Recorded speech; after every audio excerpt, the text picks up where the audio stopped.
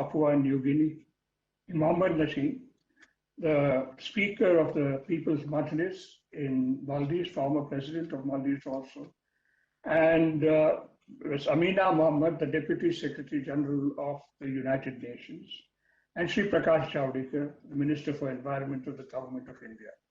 It's a pleasure for me and an honor and a privilege to welcome people of such great eminence to the 20th World Sustainable Development Summit. This summit was started 20 years ago by Dr. Rajendra Pachauri, who passed away about a year ago. And I would take this opportunity of dedicating this summit to his sacred memory. Over these 20 years, this summit has brought together people, leaders from around the world, experts, activists, and they came together and exchanged ideas about their vision, their strategy, and specific things that could be done for a sustainable future. It was a mixture of many different things. It's a mixture of basic ideas put forward by our political leaders from around the world, ideas put forward, new ideas put forward by scientists and engineers, and many other things. But more than that, because we got together in person, there was a lot of networking. And that brought people together, that brought them together to set up partnerships, and which led to very important initiatives in the future. So this year, of course, we can't do that because we are in the COVID and we are meeting through the internet. But we can certainly do a great deal to push forward the agenda for sustainable development, which started more than 30 years ago in the global process. And Annapurna has outlined some of the major initiatives which are likely to take place in the course of this year to advance this agenda on issues of biodiversity and issues of climate change, particularly where the two big conference of parties are likely to be. But more than that, I think we need to bring the ideas of sustainable development into the way people think about their own lives, the way corporations think about their own activities. And I'm very happy that we are doing this in India because in many ways, our Prime Minister has taken lead in this, not just now, but from the time that he was the Chief Minister of Gujarat when he set up a Department of Climate Change and has been a strong supporter of issues of renewable energy and solar activities. So I'm very happy, Annapurna, that you have named all our sessions after solar camps that we have. So this is what we are hoping and expecting, and I'm truly grateful that so many of the leaders around the world have joined us today in this inaugural session. I'm sure all of us are looking forward to the guidance that they will give us on what is it that we ought to be doing in future. So with these few words, Annapurna, let me stop and let us listen to the leaders that we have here with us today. Thank you very much. Thank you, Mr. Desai. Ladies and gentlemen, I now invite Sri Prakash Javadekar, Honorable Union Minister for Environment, Forest and Climate Change, to give his address.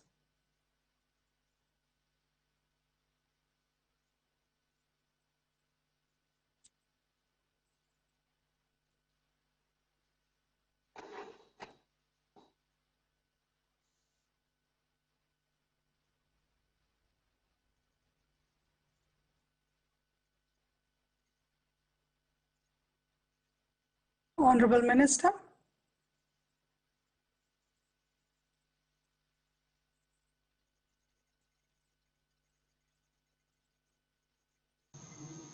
Okay. Hello. Sorry for this glitch.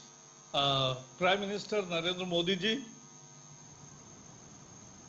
President of Republic of Guyana, Mohammed Irfan Ali ji, then Prime Minister of Papua New Guinea, James Marape, People's Republic Majlis Speaker of Maldives, Dr. Mohammed Nasheed, and Amina Mohammed, Deputy Secretary of United Nations. I am very happy to be here in the TERI World Sustainable Development Summit because this annual event is now internationally recognized and there is good participation and good thoughtful discussions. And this actually creates agenda also for future sustainable conferences. I was just recollecting in 2012, I had participated in Durban UNFCCC Climate Change Conference as a member of parliament. And I saw there India as naysayer, a backbencher, not putting up ideas. But in 2015, when we went to Paris under leadership of Narendra Modi ji, we were leading from the front.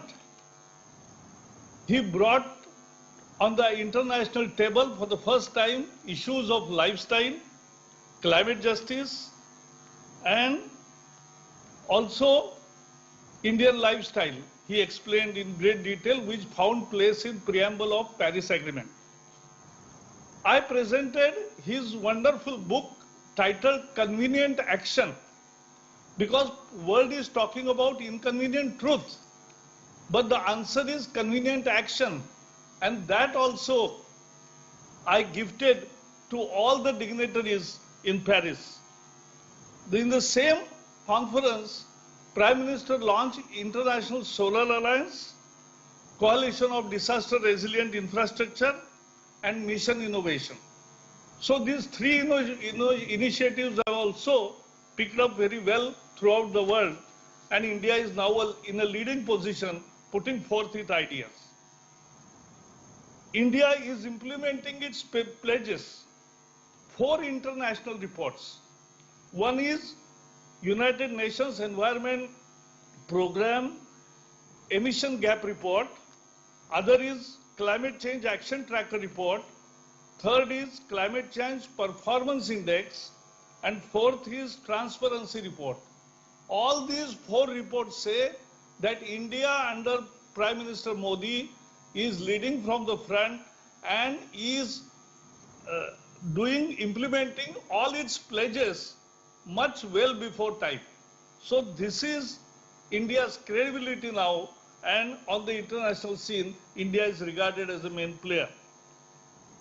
We have reduced emission intensity, we have increased forest, we have also given new target of restoration of degraded land, and with 90 gigawatts of renewable, we will definitely achieve target given by Prime Minister of 450 gigawatts.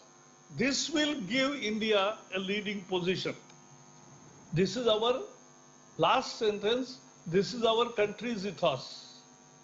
This is probably the only country in the world where we worship trees, we worship animals, because we love nature. And therefore, with all constraints, our biodiversity is 8% of the world, and we now want to place before the world developing world's demand of promised finance and technological cooperation, because that is the way forward.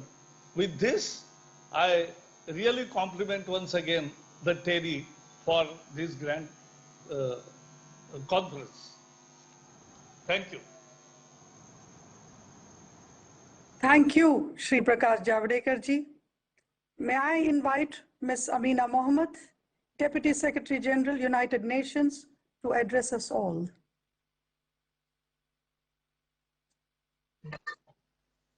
Thank you very much. Your Excellency, Prime Minister Modi, Your Excellency, the President of the Cooperative Republic of Guyana, Your Excellency, the Prime Minister of Papua New Guinea, Excellencies, ladies and gentlemen, distinguished delegates. Following the tragic flash flood in Uttarakhand on Sunday, I first wish to express my sincere condolences to the government, of the families and victims and people of India. Climate change is destabilizing our world, and the consequences are often terrifying, and my heart goes out to the people of Uttarakhand. We are reminded then of our global imperative to make peace with nature, and so I'm honored to join you all at the World Sustainable Development Summit.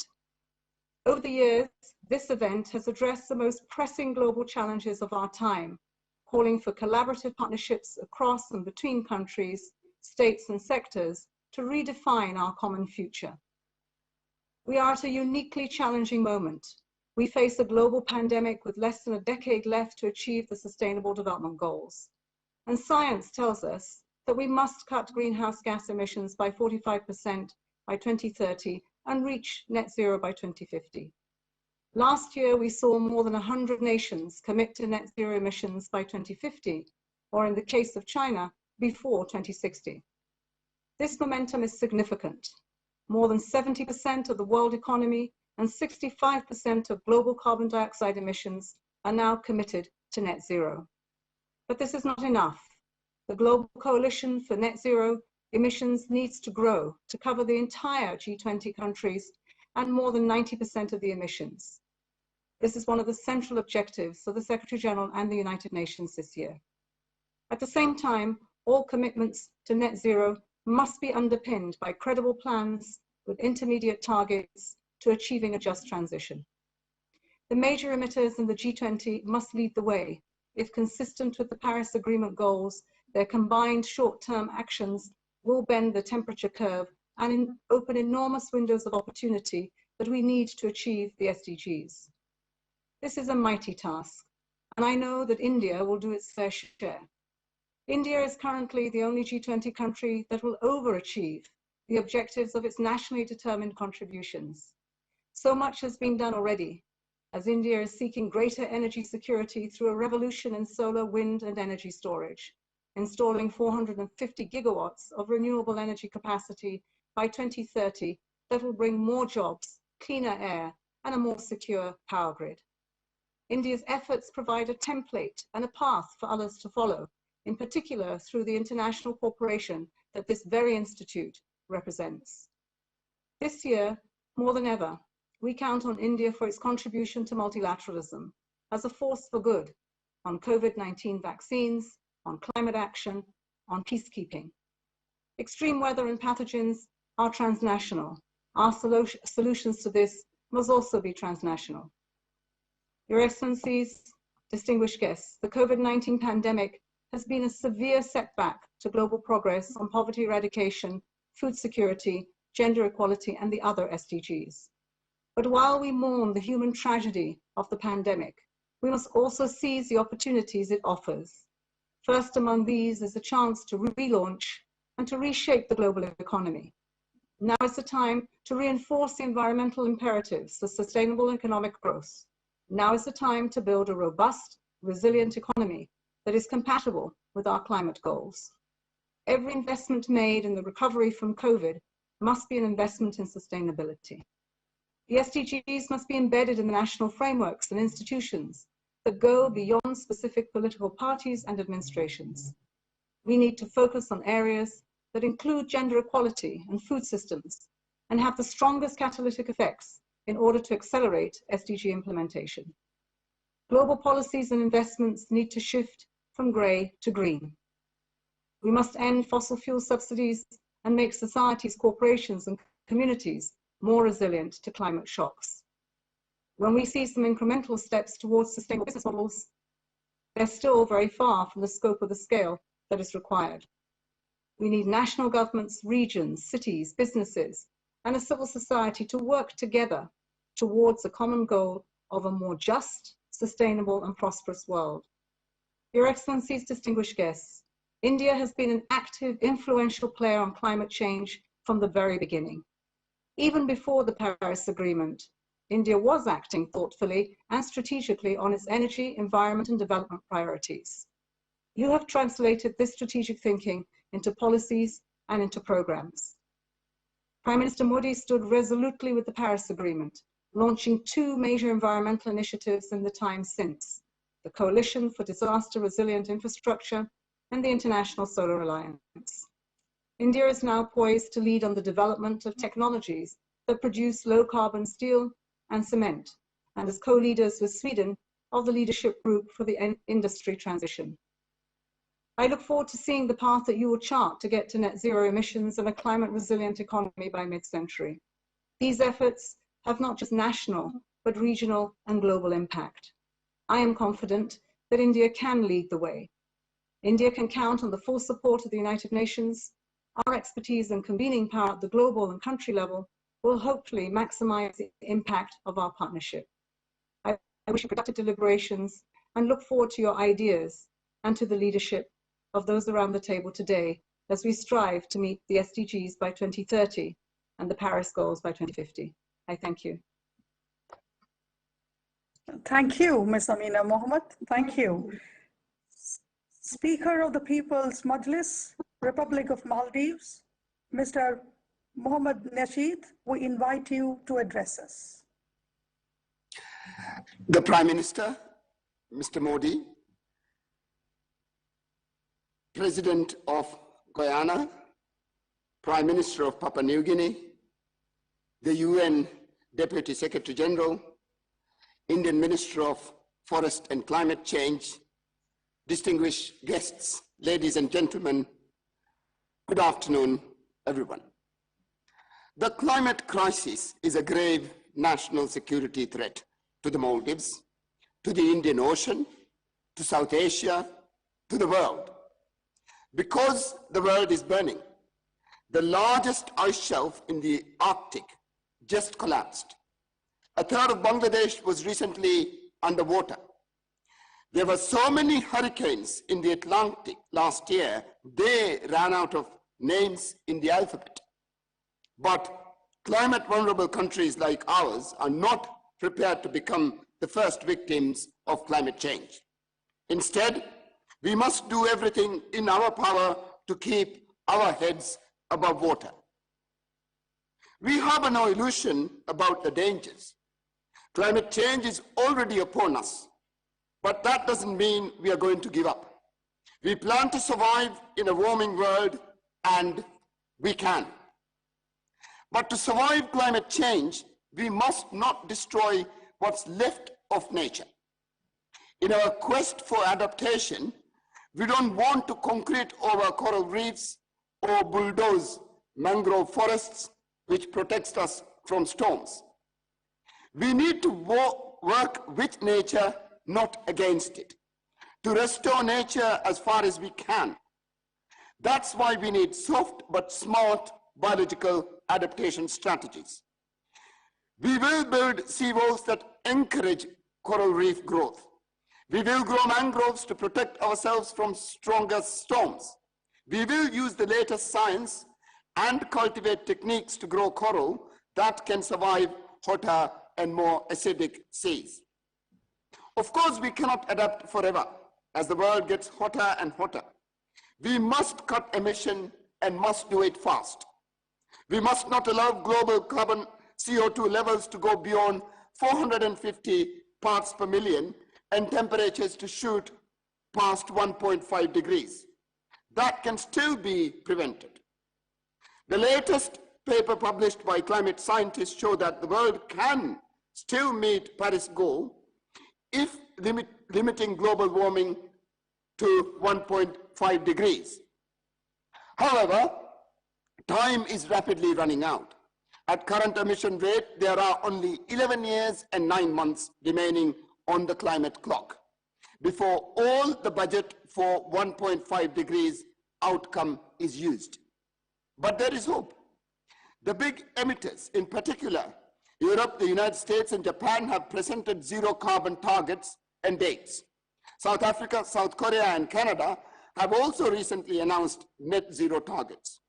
In total, 127 countries responsible for 63% of emissions are considering or have adopted net zero targets. Now, India, Prime Minister. In December, the Honorable Prime Minister announced an eye-catching target. India will install, it said, 450 gigawatts of renewable energy capacity by 2030. The minister just explained that they have already done 90 gigawatts. This is an extraordinary, ambitious goal, which shows incredible leadership by the Indian leadership, by the Prime Minister. My office recently made an analysis of the Prime Minister's pledge.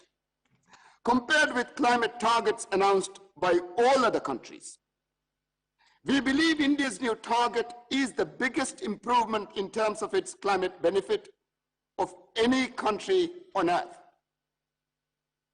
Although South Asian countries did not, and India did not cause the climate crisis, India can and we can help fix it. And it is, as now demonstrated by Indian leadership. If South Asian countries unite behind a vision of prosperity and low emission, we will lead the world. And we will harness all the advantages of progress that new, clean technologies provide. I'm delighted to have recently started work for the Climate Vulnerable Forum, a group of 48 developing countries that are vulnerable to climate change. Our experts and economists are busy looking into the strategies that India is delivering. Bangladesh government, which is the current CVF president, has called these plans climate prosperity plans. These plans aim to deliver the economic growth and prosperity that our countries rightfully demand. The plans aim to eliminate poverty and allow least developed countries to reach middle income status by 2040. And they will achieve this with new clean technologies that permit our emission to fall to zero. Instead of clamoring for old colonial machinery of the 19th century, South Asia stands poised to embrace the new technology of the 21st century. Technologies that will help us become rich, because we don't want eco-austerity, we want eco-prosperity. We in South Asia may be climate vulnerable, but we are not victims. We want to become leaders. This, instead of, I won't cut emission because you haven't, we see now India saying, and with it South Asian countries, I will adopt new technologies because you will. Instead of the blame game, we have the aim game. So let's aim for high ambition, zero carbon, 1.5 degrees, and save the planet. I thank again Prime Minister Modi for taking the leadership in providing strategies that will deliver a safer and a more prosperous future for all of us. If we want to be the leaders of tomorrow, we have to embrace the new technology. We can't be burdened with the obsolete technologies of the colonial era. And thank you, India. Before I end, Prime Minister, I would like to thank you on behalf of the people of the Maldives and everyone for providing us with the COVID vaccine. We are rapidly vaccinating everyone, Prime Minister, and we hope to get everyone vaccinated in 2 months. Thank you. Thank you very much, sir. May I request His Excellency, Dr. Mohammad Irfan Ali, President of the Cooperative Republic of Guyana, for his address. Your Excellency, Shri Narendra Modi, Prime Minister of India, Excellency, Prime Minister of Papua New Guinea, Mr. Mohamed Nasheed, former President of the Maldives, Ms. Amina Mohammed, Deputy Secretary General of the United Nations, Mr. Prakash Javadekar, Minister of Environment, Forests and Climate Change of India, Mr. Nitin Desi, Chairman of TERI, Dr. Ajay Mathur, Director General of TERI, distinguished invitees, ladies and gentlemen. I am pleased to be able to join with you today at this inaugural ceremony of the 20th edition of the World Sustainable Development Summit, under the theme, Redefining Our Common Future, Safe and Secure Environment for All. At the outset, allow me to commend the Energy and Resource Institute, TERI, for sustaining this initiative, in which the government of Guyana has been participating since 2011. This forum has allowed for Guyana to strengthen its relationship with TERI and the government and people of India. The last occasion Guyana addressed this forum, our then president, Dr. Bharat Jagdev, noted that, and I quote, "The time has come for societies to utilize available technology and innovation to use less and achieve more, while at the same time pursuing incentives to align profit with sustainable practices." That message is even more relevant today as we confront the challenges of recovery from the COVID-19 pandemic and we continue to confront global poverty and climate change. Indeed, the time has come for us to redefine our common future, to reaffirm our common values, to address the extant global challenges we face, and to work together to create a better future for our people and planet. Guyana remains committed to its obligation under the Rio Conventions and the Paris Agreement. Over the years, we have demonstrated this commitment in our efforts towards protecting the environment, conserving biodiversity, tackling climate change, and moving the country towards a sustainable development path through our low-carbon development strategy. We've been able to protect and maintain forests in an effort to reduce global carbon emissions, while deriving payments for forest climate services, which our forests provide to the world. The revenues earned from these services have been invested to enhance growth and promote sustained livelihoods along a low-carbon trajectory without impairing national development.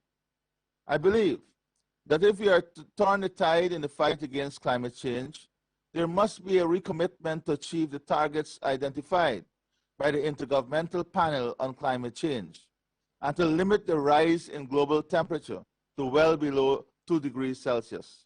All nations, therefore, must accelerate change towards low-carbon development pathways.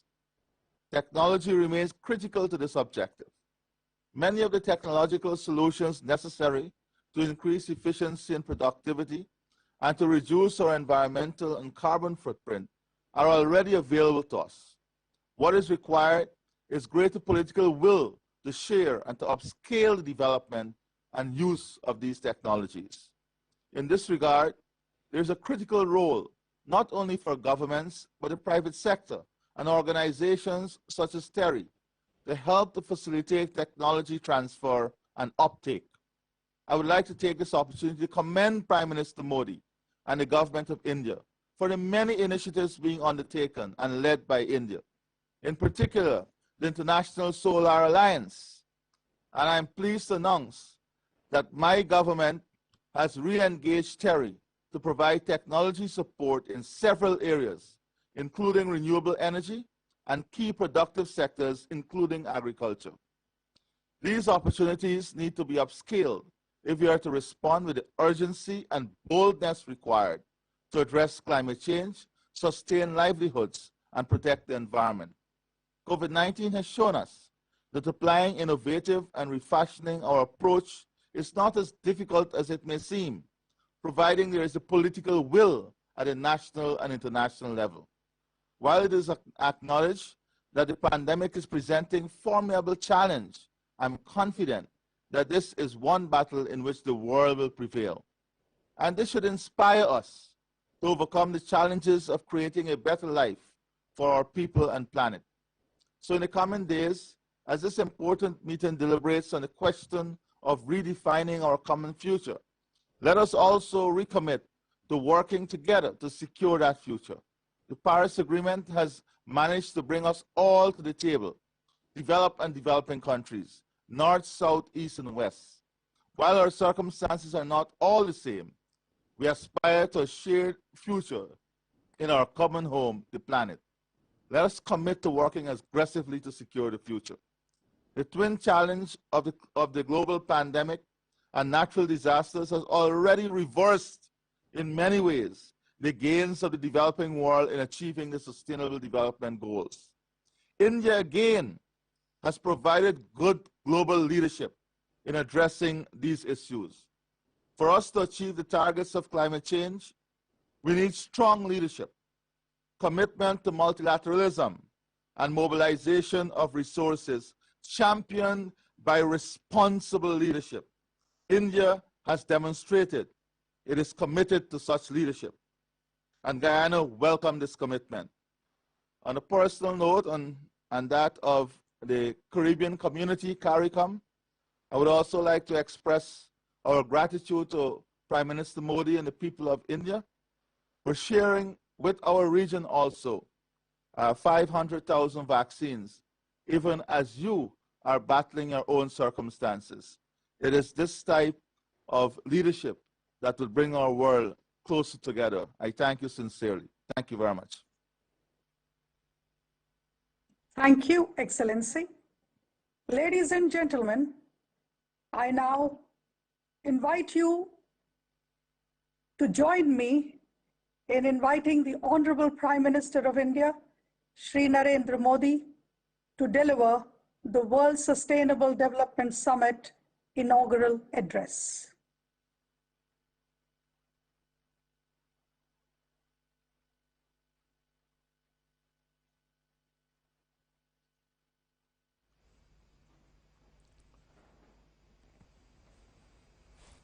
नमस्कार जी।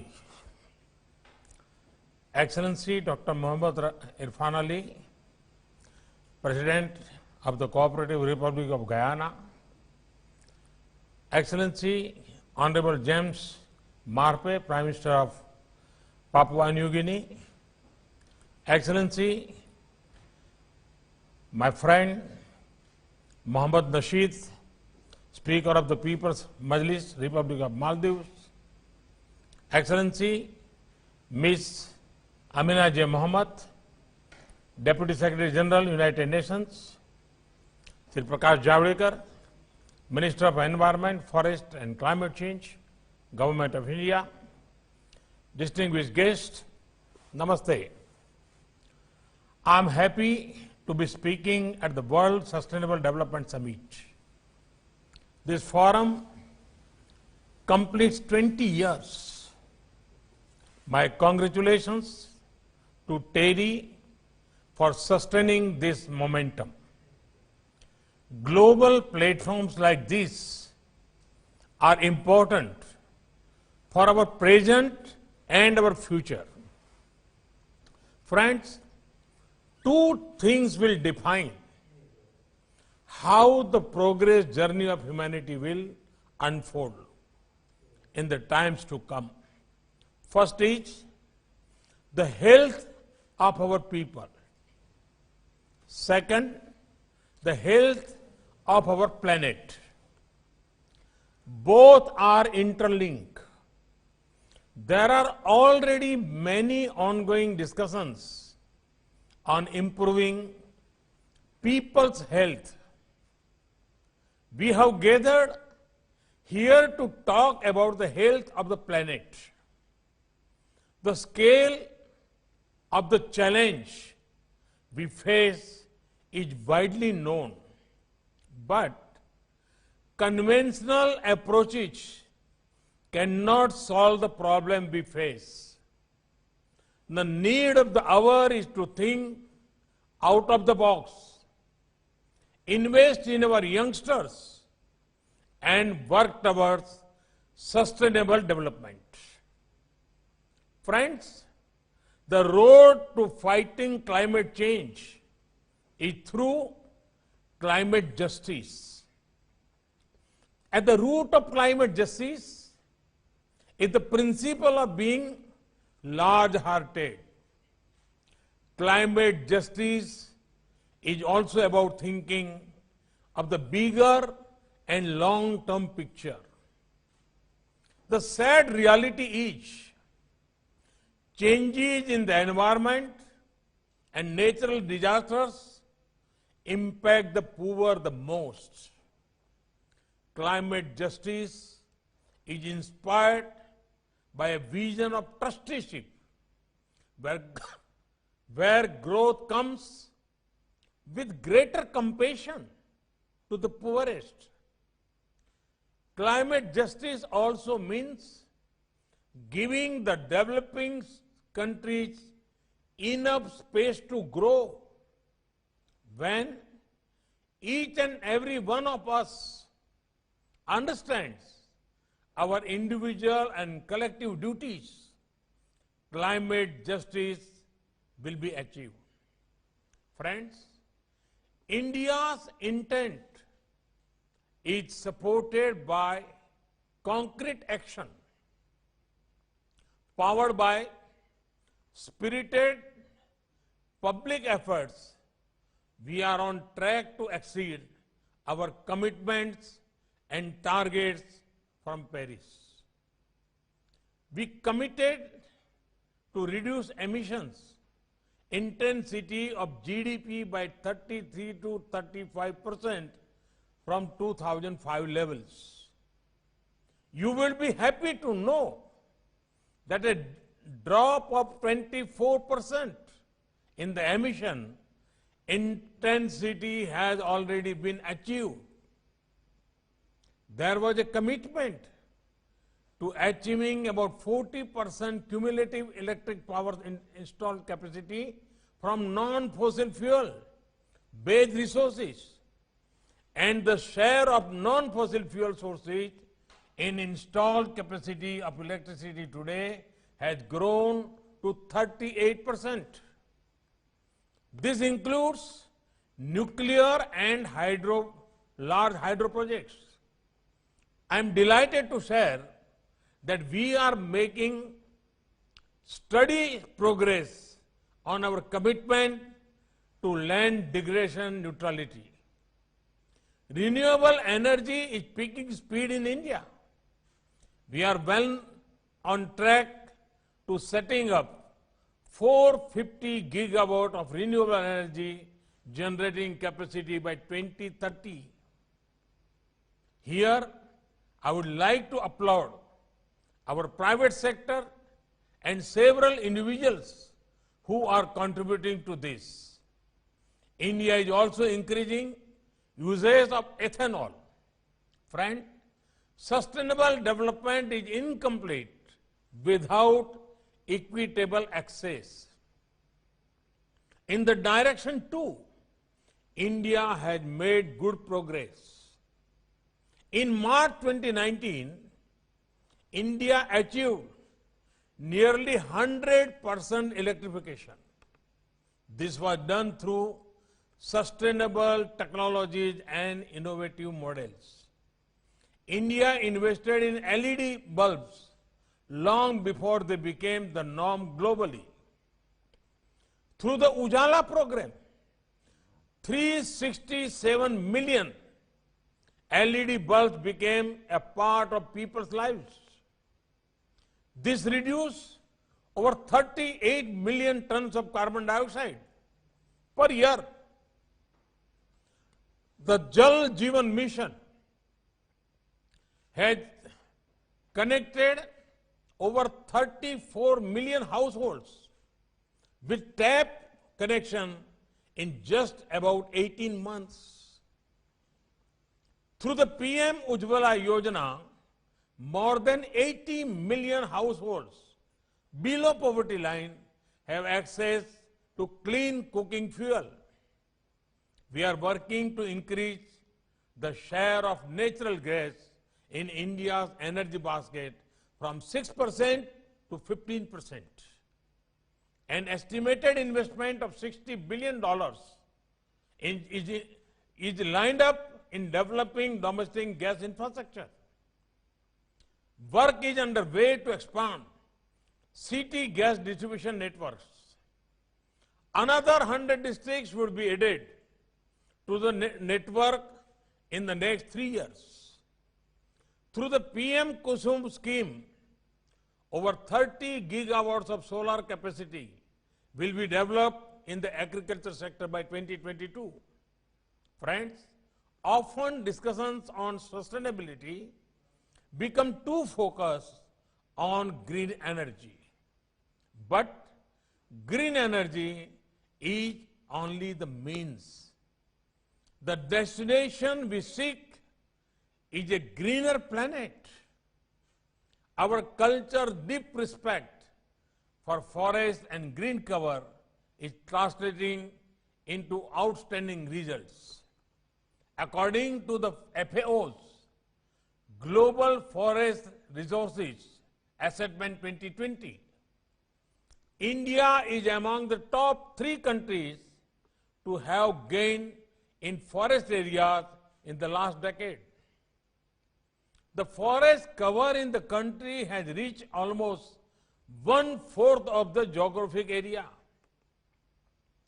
Conventional thinking may make some people think that when a country pursues development, then forest cover goes down. But India is one of the countries showing this need not be the case. Our mission to achieve sustainable development also includes special attention towards animal protection. Across India, people feel proud that over the last 5 to 7 years, the population of lions, tigers, leopards, and Gangetic river dolphin has grown up. Friends, the gathering brings together the best and brightest minds working on sustainable development. I would like to draw attention to 2 aspects: togetherness and innovation.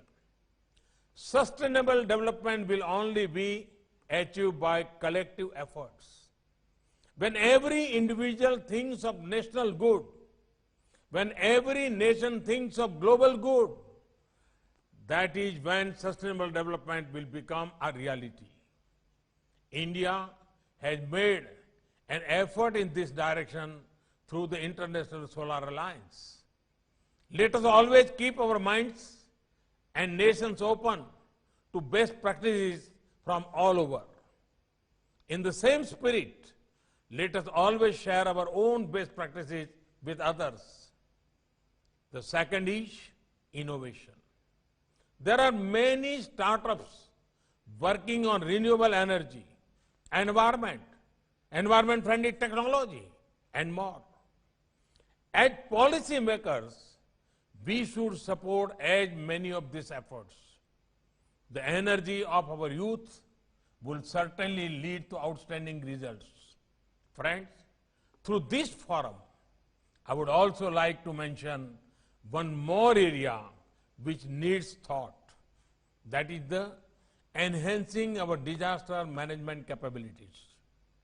This requires focus on human resources development and technology. As part of the Coalition for Disaster Resilient Infrastructure, we are working in this direction. Friends, India is ready to do whatever possible to further sustainable development. Our human-centric approach could be a force multiplier for global good. The support of research of institutions like TERI are important in these efforts. I wish this summit and you all the very best. Thank you. Thank you very much.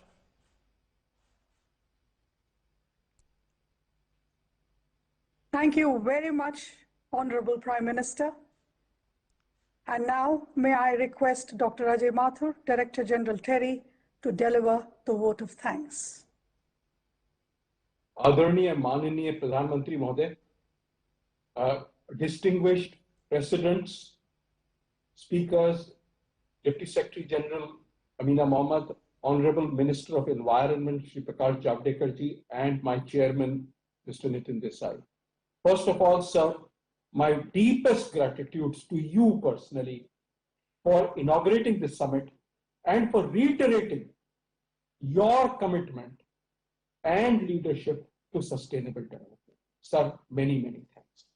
I feel proud, sir, in joining both Dr. Nasheed and President Irfan Ali in congratulating you for rolling out the world's largest vaccination drive earlier this year.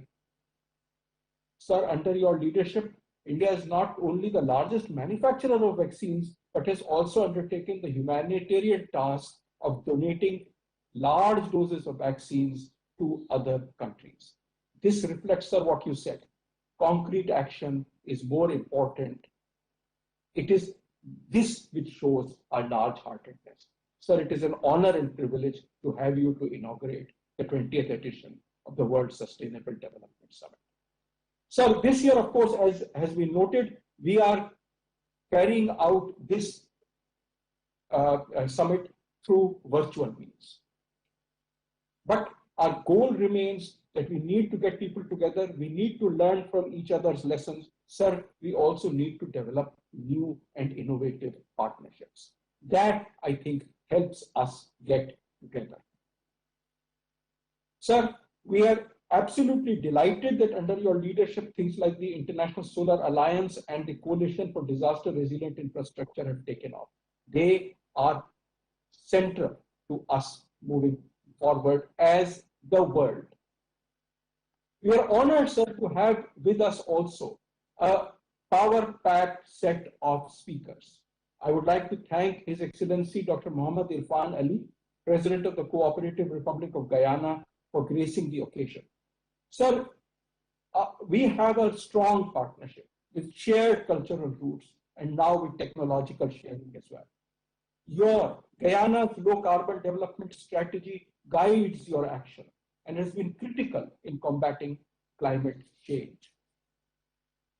Dr. Nasheed, I don't know how to thank you. You have been a global leader through ventures such as the Climate Vulnerable Forum and the Climate Smart Resilient Islands. You and Maldives have led on behalf of all the small island states and set a pioneering example of how to adapt to climate change. It is, as you said, we lead, we are not victims. I want to thank Ms. Amina Mohammed, the Deputy Secretary General of the United Nations, for her thoughtful and invigorating remarks. You know, your collective leadership, our collective abilities, all of us together, our collective promise is what will move us ahead. I am extremely grateful for your thoughtful words. To Prakash Javadekar ji, my deepest thanks. He has been a source of great guidance and inspiration to us. And I would like to take this opportunity to congratulate you, Honorable Minister, on the actions that you have taken to combat air pollution in Delhi and neighboring states, and your initiative in developing 200 urban forests across the country. This is much needed. We continue to help and support you in any which way on climate, on air quality, on any other issues that are of importance to the government. I would like to thank various other government ministries, particularly the Ministry of New and Renewable Energy, obviously the Ministry of Environment, Forests and Climate Change, but also the Ministry of New and Renewable Energy and the Ministry of Earth Sciences, who are our key partners in this summit. Also, many thanks to a host of partner organizations, Tata Cleantech, Shakti Sustainable Energy, the World Bank, Bloomberg Philanthropies, also bilateral countries like the European Union and US. I'm extremely grateful to the UK, who are the hosts of the next climate summit, for partnering with us, for being the country partner for this summit and for taking ahead the ideas that we bring here to the summit later this year.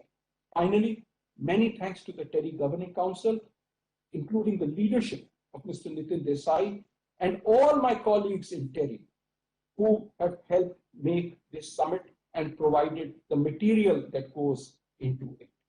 And last but not least, I would like to thank my colleague, Dr. Annapurna Bancheswaran, and the team who have brought this together and have kept it going, sir, for 20 years. 20 years ago, sir, your predecessor, Shri Atal Bihari Vajpayee ji, had started this off. I can't tell you how delighted I am today to thank you for inaugurating the 20th edition. Namaskar and thank you.